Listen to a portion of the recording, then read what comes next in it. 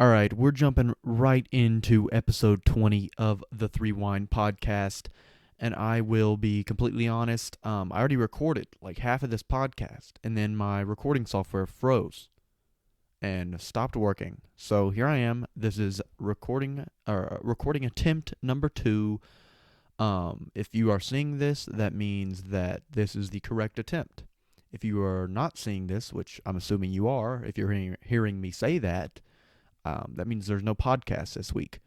Um, so I'm going to give you the same introduction that you would have gotten if I didn't have to record this twice. This is episode 20 of the Threewind podcast. As you can see, it is just me. There's not three of us. That is because I'm currently recording this at 11:04 on April 17th, Sunday. You will be seeing this, if you watched this on the first day, on April 18th, Monday. I'm recording it late because I had to do a lot of stuff today. I had to get a lot of stuff done, and I'm not sure you've noticed, but this is the first episode in 3 weeks. 3 weeks ago, I was in Chattanooga, Tennessee, on my senior trip. 2 weeks ago, I was in Orlando, Florida, at Universal Studios for my spring break trip, and then last Sunday, I can't remember exactly what I was doing, but I remember not being able to do the podcast on Sunday, and that I should have done it on Saturday because I wasn't busy on Saturday. I remember telling myself that, and I can't exactly remember what I was doing. But there should have been an episode last week that I recorded on Saturday. Saturday came and went. Sunday came. I realized I couldn't do it. So a 3-week hiatus that should have been a two-week hiatus occurred. But we're back. It's episode 20, and it's just me, which means this is going to be a basketball-centered episode, which is great because we have a ton of NBA content to go through. The play-in tournament just happened. Some playoff games have already happened. I believe 6 or 7 have already happened. And then the regular season NBA awards. I want to cover all of those and give you my final 3 for those and my winner picks for every single NBA award. And I'm going to do that now. But before I do, make sure you like and subscribe to the channel. And if you're listening to this on Apple Podcasts or Spotify, go ahead and give us a 5-star rating. That helps us a lot. Help me feed my family, is how I like to put it. I don't care if you actually like the video. I mean, I do. I mean, I want you to love the channel and love the video. But even if you hate me and the video and you're just here to watch to make fun of me and like my poorly grown mustache, go ahead and like the video anyway, just out of the kindness of your heart. We're going to get straight into this with NBA awards, and we're doing NBA awards first simply because they are a regular season award, and I want to go ahead and get this out of the way before any of my views are skewed because of the playoffs. I should have done this last week, but I didn't have an episode last week. Let's start with everybody's favorite award, Rookie of the Year. I'm going to give you my top 3, and I believe my top 3 for Rookie of the Year are the same as the official top 3 that were released today. And starting with number 3 for me is Scotty Barnes of the Toronto Raptors. Scotty Barnes came into this year with a lot of people down on him, right? Because they thought that it was a huge take for the Toronto Raptors to take him, a huge risk for the Toronto Raptors to take him above Jalen Suggs. If you remember correctly, if I remember correctly, and I believe I do, the vast majority of people were low on Barnes, high on Suggs. The vast majority of people were then wrong because Suggs has had not a very good season, and Barnes has had a top 3, at one point top 2 rookie season in the league. He's been fantastic for the Raptors. His impact on both sides of the floor is incredible. He has an incredibly high ceiling. I think he has the highest ceiling of the top 3 guys I'm listing here today because not only does he have an incredible offensive repertoire, his defensive repertoire is just as incredible, whereas our number 2 guy is more of an offensive threat, and our number 1 guy is more of a defensive threat. I think all 3 guys are amazing, but I think Scotty Barnes has the highest ceiling, but in the same vein, I think he has the lowest floor. So Scotty Barnes is my number 3. Sadly, we do not get to see him play in the playoffs probably because he got hurt in Game 1, probably sprained an ankle, maybe worse. It looked pretty bad. Joel Embiid stepped on his ankle, rolled it, and which is a major bummer because I think the Raptors had a legitimate chance against the 76ers with him playing. Their length against the 76ers has been a very good matchup for them. They won both of the regular season matchups. Now I don't think so much. I think Scotty Barnes was a very integral piece if the Raptors wanted to win the series. So sadly, I think we're probably not going to be seeing any more of Scotty Barnes this year. But what we did see of him gave me plenty of information on how he is as a player, and he's my number 3 for Rookie of the Year. Number 2 for me is Kade Cunningham. A lot of people's number 1, surprisingly. Number 1 for me is cemented, but number 1, and I'm sure you know who that is now that I said Kade is number 2. But Cade has been incredible the second half of the year. The first half of the year, he was not as great. His second half of the year has been so good that he's vaulted all the way up to number 2. I don't even think he was in my top 5 after the first half of the year. If he had a first half like he had a second half, he'd be number 1 for sure. But he just didn't have that all season long, and that's a thing you do have to have. If you want to win one of these awards, you have to be great the whole season. You have to play a large amount of games, and he just wasn't as great the first half of the season. That's okay. We're seeing what he's capable of now. The first option in Detroit, which I know isn't the craziest thing in the world. If I was on the Detroit Pistons right now, I'd probably be a top 5 player on the team. They're that bad, and I can't jump over a phone book, so that should tell you something. But Cade has been incredible. He's a 20-point per game scorer. Again, for number 1 option, he's taken that role away from Jeremy Grant. He's been really, really good. Of course, we don't get to see him in the playoffs because the Detroit Pistons suck so bad, but they are likely to get another top 3 or 5 pick. They're going to have a very good team in a couple of years. Maybe not because they're Detroit and they're going to mess something up. But if everything goes according to plan and they don't pull a Sacramento Kings blasphemous trade, then I think they'll be all right. And my number 1 is clearly Evan Mobley. Like I said, he has been great the entire year. He's been number 1 the entire year. He has been not only a great offensive threat for the Cavaliers, but he has been quite possibly the best defensive rookie we've ever seen. I think definitely since a Kevin Garnett. I mean, he has been that great on the defensive end of the floor. I think he's an All-NBA defensive team selection as a rookie, which is incredible. He has been that good as a defender, not to mention that he's a 15-point per game scorer on the other end of the floor. He's been very, very, very good. And I think this Cleveland Cavaliers team, which we sadly don't get to see in the playoffs because Trae Young and the Hawks beat them in the play-in, but I think if Jarrett Allen had been healthy in the play-in tournament, we'd be seeing something very different. I think the Cavaliers would be in the playoffs right now. And then finally, well, I don't know why I'm saying finally like I'm about to give you my number 1A. No. I'm still talking about Evan Mobley. Evan Mobley has been really good, and I think he has the highest floor of any of these players, which is usually pretty conducive to winning the Rookie of the Year, having a very high floor because you're great right out the gate, and that's what he's been. He's been great all year. My second award, if I had a vote, it would be the most improved player, which I think is a clear number 1. I'm not even going to give you my number 3 and 2 because I think there's 6 guys who could all be your number 3 or 2. I'm just going to give you my number 1, and that's Ja Morant. I think your only real honorable mention is DeJounte Murray, and he's had a great season, but come on, it's Ja Morant. Stop trying to go against the grain on this one. He went from not being an all-star, being a borderline all-star last year, to being a arguably top 5 player in the league this year. He has been incredible, and I'm not saying this because I'm going to Murray State. I'm not biased at all. I don't really care that much about the Grizzlies. Ja Morant has been so good that even though he was good last year, it's not the same, right? They were the 8th. They were the 8th seed. They had to win their way in the play-in to get whooped by the Jazz in the first round of the playoffs to being the second best record in the league. Right, and I know he has a great team around him, but it's a very similar team that he had last year. He has elevated not only himself but his team. He is my most improved player. I don't even think I have to go way into depth on this one. I don't think it's much of a race. I think Ja steals that award by a landslide. Sixth man of the year. Again, not a very hard race here. I think this one is easily Tyler Hero. Tyler Hero for the Miami Heat has been one of the best players on the team coming off the bench. He's a 21 point per game scorer coming off the bench, and I know a lot of people are going to say it's not fair because he plays 30 minutes a game. You know, it's for a guy to be considered sixth man of the year, he can't play that many minutes, but you got to remember guys like Lou Williams and Jamal Crawford played that many minutes coming off the bench, especially Lou Williams. that doesn't make any difference. If you're coming off the bench and you're doing well, you're a six-man candidate. He has been the six-man candidate. I don't think there's really another option. To put this into perspective, he is the guy on the Heat that has the ball in his hands in the crunch time minutes for that team, not Jimmy Butler, who is at one point a top 10 player in the league, probably not anymore.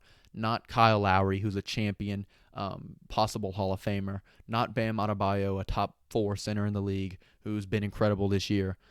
No, it's Tyler Hero who comes off the bench. He is that good. He is that trusted on this team. I think he's the sixth man of the year, and I don't think it's particularly close. In fact, I can't even think of another person to give this to. Coach of the year, and this is a two-man race. And as sad as it is for me not to give it to Taylor Jenkins, I have to give it to Monty Williams. Taylor Jenkins has been incredible for the Memphis Grizzlies. I think just as much as Ja has had an impact on this team, I think his coaching has had an impact on this team, pushing them to the second best record in the league. However, Monty Williams has just been on another level, right?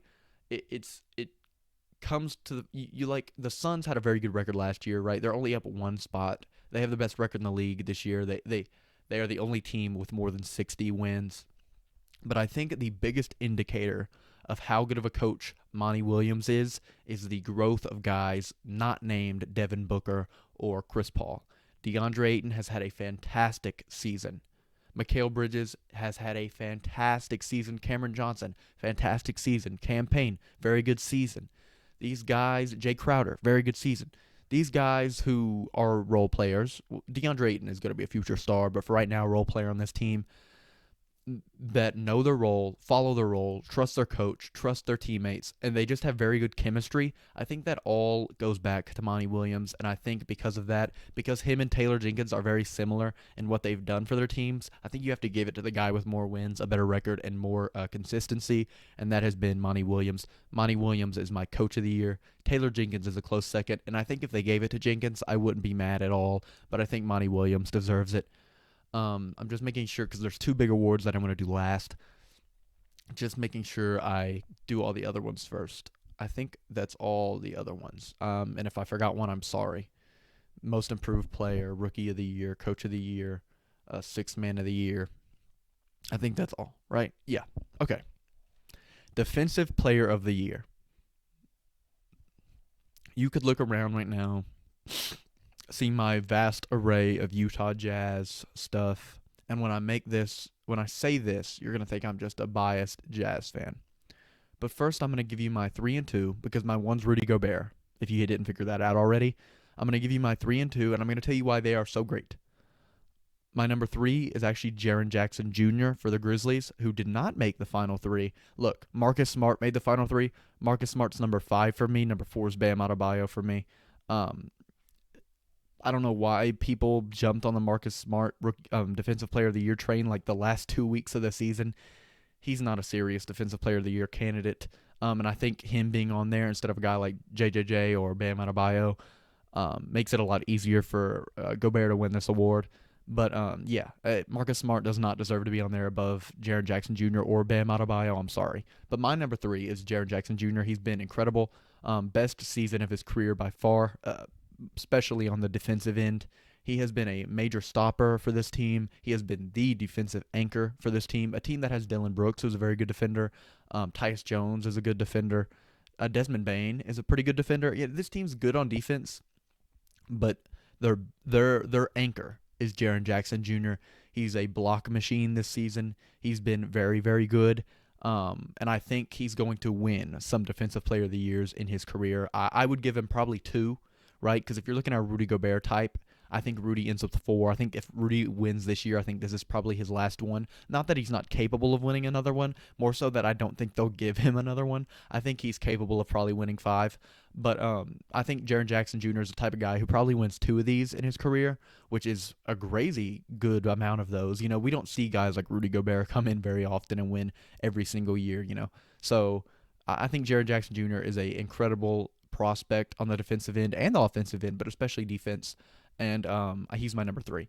Number 2 is Mikhail Bridges. I talked about him just a minute ago when I talked about the Suns. He's the best perimeter defender in the league right now, and it's not close in my opinion. I think if Ben Simmons came back, he'd give him a run for his money.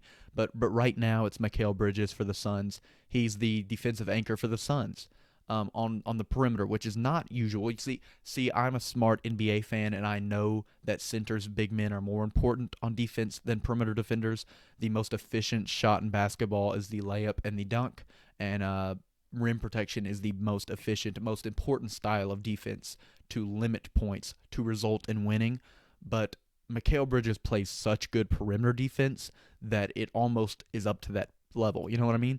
He has been incredible for this Phoenix Suns team. And again, I think he's another guy, just like Jaren Jackson Jr., who probably in his career, again, he's a perimeter guy, probably doesn't have as high of a defensive ceiling as a Jaren Jackson Jr., but I think he wins at least one Defensive Player of the Year. I don't think he gets it this year, but I think he wins at least one. Could win two. He is an incredibly good defensive player, and I think he is the best perimeter defender in the league. What he has done for this Suns team this year, while the other guys are holding the team up on offense, he's holding them up on defense with a little bit of help from some other guys. Chris Paul's a very good defender. DeAndre Ayton's a very good defender. Devin Booker's not great, but he has been better. Cameron Payne is a pesky guy, right? The thing that separates Rudy Gobert from these two guys is that these two guys have seriously good defenders around them. Rudy Gobert does not. Rudy Gobert has had the best defensive season from anybody this year, and he doesn't have a good perimeter defense around him at all. And he's still by far the best defensive rating guy, second in blocks, first in rebounds, having an incredible rebound season, 15 rebounds per game, I believe, maybe 14 now, but it was 15. He is by far the best defender in the league. He has been for a long time. People just like to hate. I mean, I know a lot of people don't like the guy, but when we're talking straight up basketball and we're not playing politics, he's the best defender in the league, and he deserves the award pretty much every year, right? Giannis should be in your. Actually, now that I'm thinking about it, Giannis is probably 5 for me, and Marcus Smart is 6th. That tells you, I don't know how Marcus Smart slid into the top 3. It goes Smart, Giannis, Bam, JJJ, Mikhail Bridges, Gobert for me. That's my top 6. Defensive Player of the Year is my favorite award, if you couldn't tell.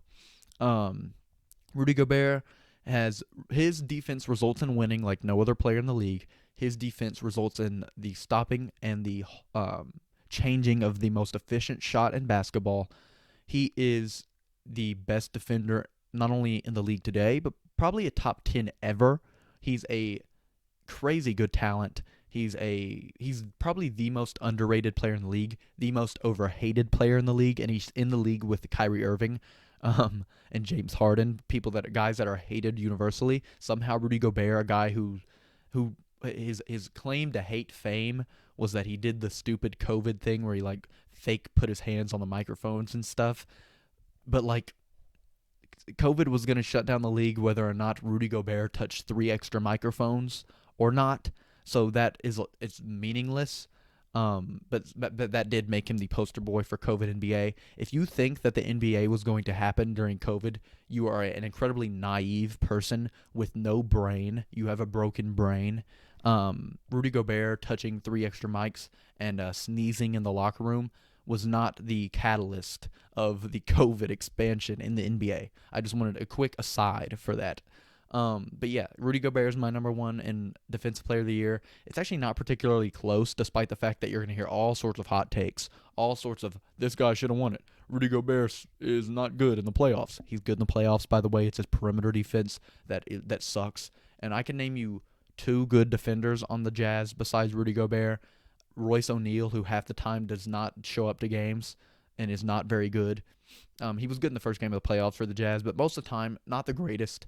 And then Daniel House, who sits the bench for the majority of the time, who I really like, who I think is probably the best perimeter defender on the team, who doesn't get very many minutes because Quinn Snyder is a very stubborn head coach. But that's my Defensive Player of the Year. And finally, we get to MVP. And no, I'm not doing Executive of the Year. What a lame award. It's such a lame award. Coach of the Year is lame enough, right? Executive of the Year, lamest thing on earth. MVP. And my top 3 for this is once again pretty concrete. I think it's everybody's top three. Number three, Giannis Antetokounmpo. Antetokounmpo has been incredible. And I think if it weren't for the two people above him having such crazy historic seasons, then Antetokounmpo would have ran away with this award. There's not a fourth place guy. Like, the gap between third and fourth is so massive. I'd probably have Luka Doncic at 4, and he doesn't even sniff the award for me. I don't think he gets a vote. Well, he's not a top 3 contender, so he probably is not allowed to be voted for. But you know what I mean. Giannis has been great, and I think he's going to be the best player in the playoffs, and I think they're probably going to win the championship again. But he's just not the MVP.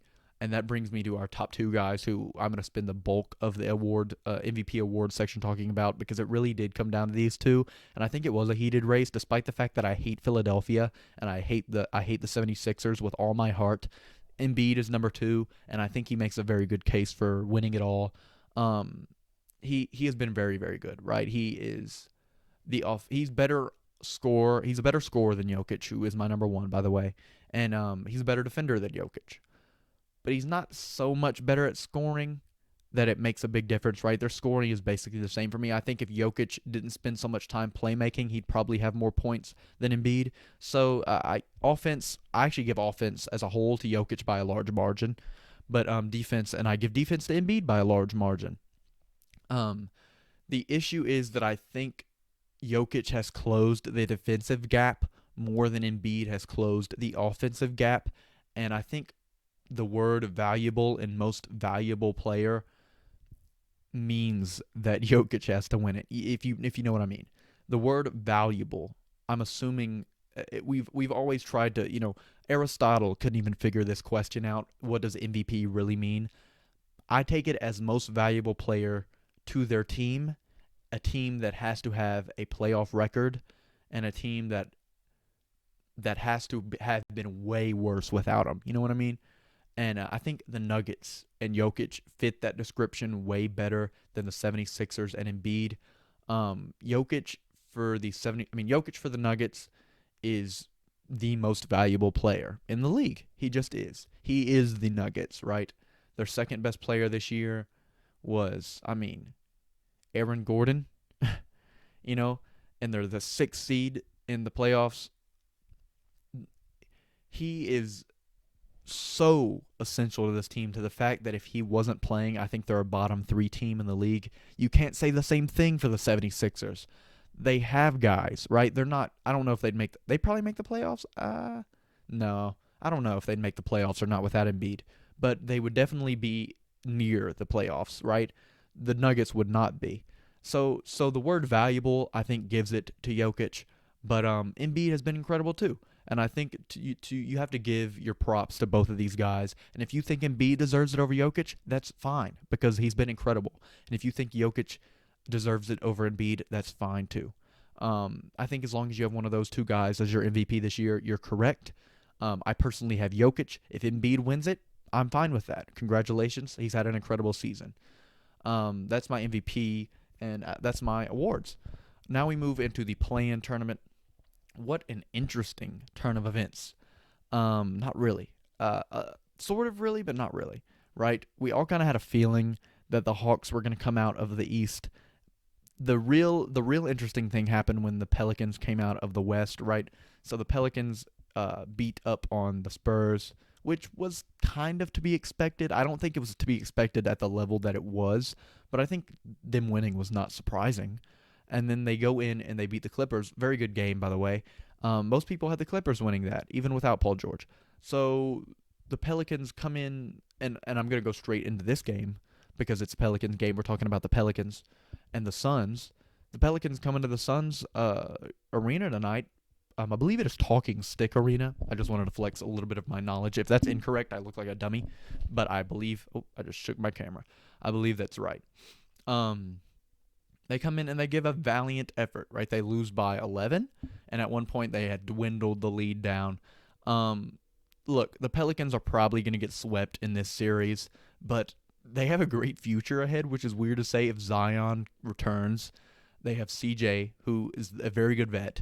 Brandon Ingram, who is going to have a fantastic career. He's already started on having a fantastic career. Zion has a chance of being a fantastic, fantastic player. From what we saw in his 1 year of playing, when he is on the floor, he's a universal talent. And then they have guys all around him, not just those guys that are great. So, when you look at the Pelicans, you like making the playoffs for them was very, very uplifting, very good to see.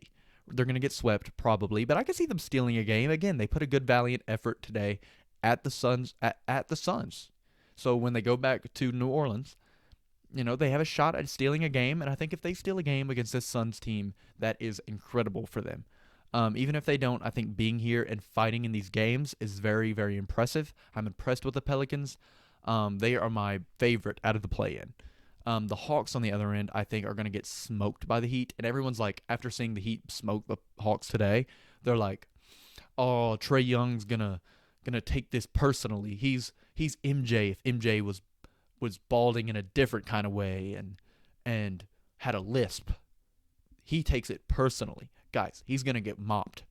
The Hawks are going to get mopped. What the Hawks did last year was very impressive, was unexpected, but they just don't stand a chance. They've had a very, very underwhelming season. They barely snuck into the playoffs as the 8 seed, and they're playing a Miami Heat team who is deeper than just about every team in the league, who is going to smash them on virtually every spot on the floor. And Trae Young, their savior, their Adonis, hasn't had a good first half in a game for like 5 straight games.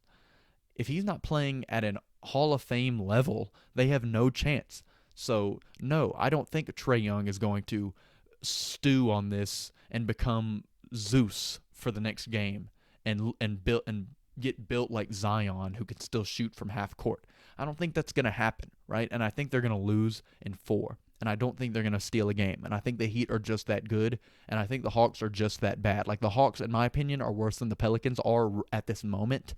And the Heat are just as good as the Suns are at this moment. I don't think they're going to be as good throughout the playoffs as the Suns. But today, I think they're just as good. And for all these Trae Young people that saw this stuff he did last year, he's not playing New York. That's the real issue. If he's playing New York, I'd agree with you. I think he just hates the city of New York and the Knicks. But he's not playing New York. He's playing Miami, and I think he's going to get crushed. And while we're in the playoffs, let's just move down the list. Let's hop back over to the West. We go straight down to the Utah Jazz versus the Dallas Mavericks. And as I'm a Jazz fan, I've already made that clear. But as I talk about this, just have that be known. I'm a Jazz fan. Because I'm not going to sound like one. I really don't like this Jazz team. I like Donovan Mitchell, and I really like Rudy Gobert.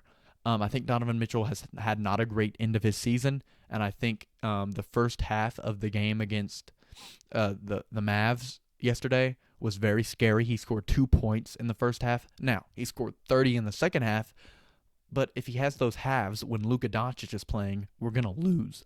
We're going to lose. You know what I mean? We won by 6 to a Mavs team without Luka Doncic. You can't play like that when Luka Doncic is playing. Now I know the Jazz didn't play good, but am I supposed to believe that the Jazz are going to start playing better? They haven't had a good season. They've gone on full month stretches of being really bad at basketball. I don't trust them to play any better when a guy like Luka Doncic is on the floor. Now, does that lower the Mavericks' defensive floor? A little bit, but Luka is not as bad of a defender as he used to be. I don't think him being out there is going to completely change that side of the floor for the Jazz. He's going to be if he's playing point guard, he's going to be matching up against Mike Conley. Mike Conley is half of his size. Mike Conley's not cooking Luka. He's not cooking Luka. He's too small. If he's not playing point guard, and let's say he's playing small forward and he's going up against Royce O'Neal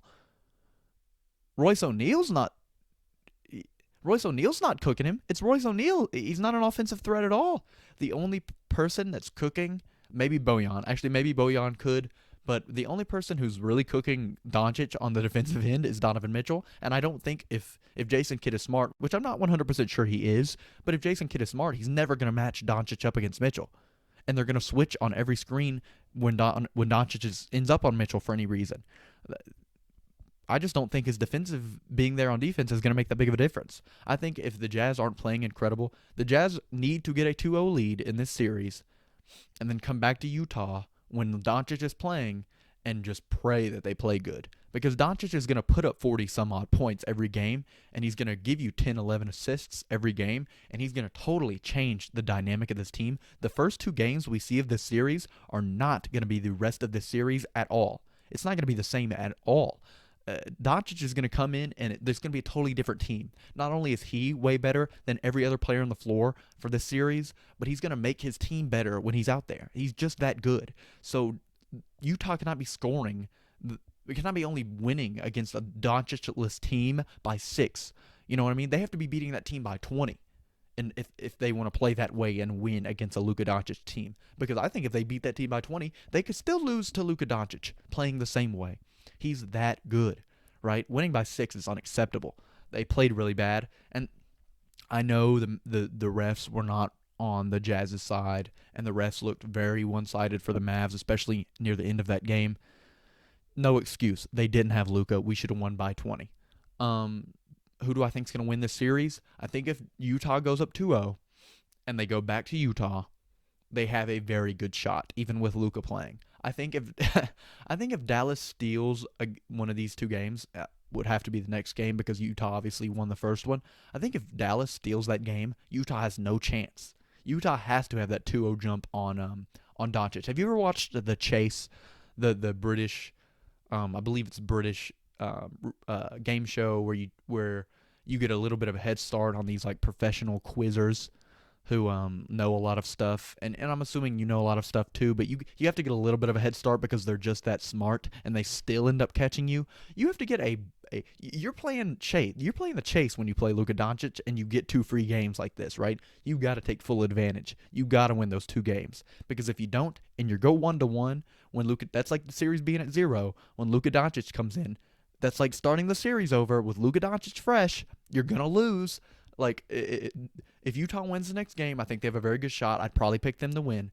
If Dallas wins the next game, if they steal the next game without Luka, Dallas wins in my book for 100% certain that Dallas will win if Luka plays after the second game. We move on to the Warriors Nuggets. Not a lot to say here. I think the Nuggets have had their time. They got their shine. Jokic will probably win the MVP, his second in a row. They're going to get swept by the Warriors. It's just too overwhelming. The Nuggets have one player. They're two. Well, I guess I could say 2 next best players, but we don't know if Michael Porter Jr. would have been that good this year. He looked bad at the beginning of the year, and I know he was hurt, but he still looked bad. They're missing Jamal Murray. I think they get swept. I love watching Jokic play, but I think they get swept, and I think the Warriors just demolish them. But yeah, I think that's all I have to say on that series. And then we go to the most interesting series in the West, and that's the Grizzlies versus the Timberwolves. Now, I had the Grizzlies winning. I think I still have the Grizzlies winning. But the Timberwolves, man, they looked good in Game 1. And I knew they were going to look good. They looked good in the play-in to an extent. Cat didn't, but he looked good in Game 1 of this series. Cat is going to cook Steven Adams if he plays. Steven Adams can't play in the series. Jaren Jackson has to play every minute. Like, we'll see how good of a defensive player of the year candidate you are, JJJ, when you match up against Cat for every minute of the game because you have to, because Steven Adams is too slow and lumbering to go up against a guy like Cat. We saw how a little bit of that turned out when Cat absolutely posterized Jaren Jackson Jr., sent the Polaroid to his family with the words with the letters RIP written in italics on the top. It was that harsh of a poster. I mean, if the Timberwolves play how they played, and the Grizzlies keep trying to force their will in the paint and keep playing badly from outside the arc, right? Because that is a weakness of the Grizzlies, right? They have Desmond Bane, and they have a couple guys who could shoot the 3 well, but most of them want to drive in tough, get in there, especially Ja, who's their best player, and I don't think it's going to work against this team. Not only do they have a Cat who isn't a great defender, but can contest shots. He's tall. He's a center. But they got guys like Jared Vanderbilt, very good defender. Jaden McDaniels is a good defender. Malik Beasley, good defender. Anthony Edwards, very good defender. So, I think the matchup probably actually favors the Grizzlies, but I think the talent, the skill, the chemistry favors the Grizzlies. The coaching favors the Grizzlies, but not by much. Chris Finch is a very good coach. Look, This game, I want this series to go to 7, and I think the Grizzlies are going to win. And I hope the Grizzlies win because I think they fare better against the Warriors in the next round, and I don't want the Warriors going to the Western Conference Finals. I'd much rather see the Grizzlies in the Western Conference Finals. I think the Grizzlies match up better against the Suns as well than both the Warriors and the Timberwolves. But yeah, I want this series to go to 7, and I think the Grizzlies have a very good shot, but I think the Timberwolves have a very good shot. If you made me pick one right now, I'd say the Grizzlies still. But you could sway me to the Timberwolves if you gave me some good points. Like, I'm serious. I really like this team. Let's jump over to the East for the last segment of the show. We've already talked about the 1-8 seed Hawks Heat. Let's talk about the 2-7. Maybe the most interesting series in the probably the most interesting series in the entire playoffs. Very, very incredible game one, man. Incredible game one. The Celtics and the Nets. The Celtics jump on the Nets. It looks like they're gonna run them out of the gym. They had a 15 or 16 point lead on them at one point. The Celtics looked very good throughout most of the game, and then Kyrie Irving was like, "Screw this! I'm straight up gonna ball on these kids, unvaccinated style." And he did just that. Absolutely dominated for like a large portion of the second half. Got them the lead. I mean, Kyrie Irving, you love to hate him. And especially in today's era, everyone loves to hate him. But man, he's a hooper. He's really good at basketball, and we all know that. He went out there and showed it today. Kevin Durant shot 9 for 24, I think, and they still lost by 1 on a buzzer-beating shot from Jason Tatum.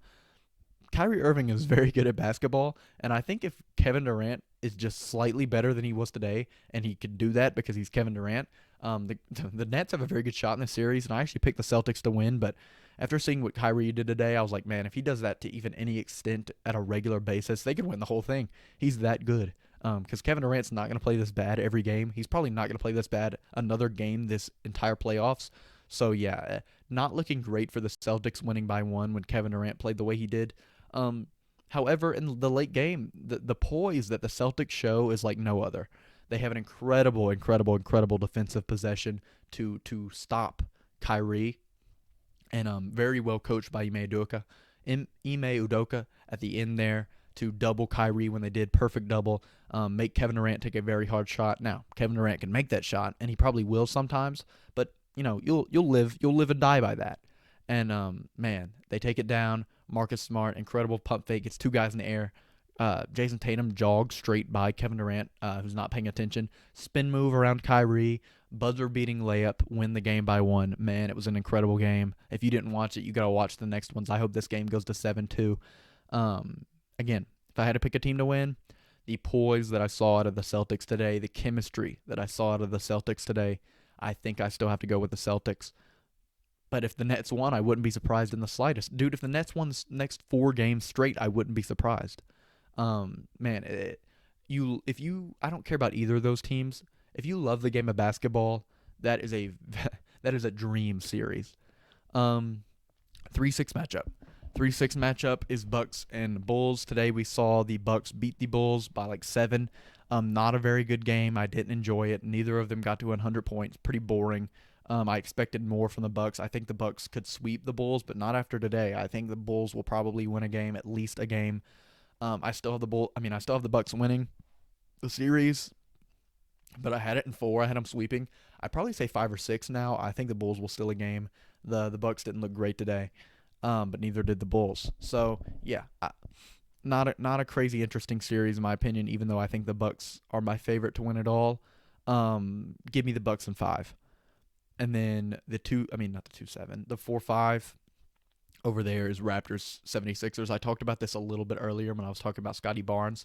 But yeah, Scotty Barnes going down in that series in the first game, very, very detrimental to the success of the Toronto Raptors. I actually had the 76ers winning in 7. I thought the length, the size, the defensive presence that the Toronto Raptors put on the floor every game, it matches up incredibly well against the 76ers, and the Raptors won both of their regular season matchups. Man, the 76ers looked dominant in the first game, what can I say? And now that Scotty Barnes is out, I don't think the Raptors stand much of a chance, sadly, because I do not like Philadelphia. I wish Philadelphia would lose. And I think they will in the next round. But for now, give me the 76ers in 5 or 6. Um, and then, is that all? 4, 5? Yeah, that's all. Um, I can't think of anything else I want to talk about. Um, like I said, I think the Bucks are going to win it. I think it's going to be a Suns Bucks rematch. I think the Bucks are going to win, but this time it's going to 7. Um, yeah, that's all I got.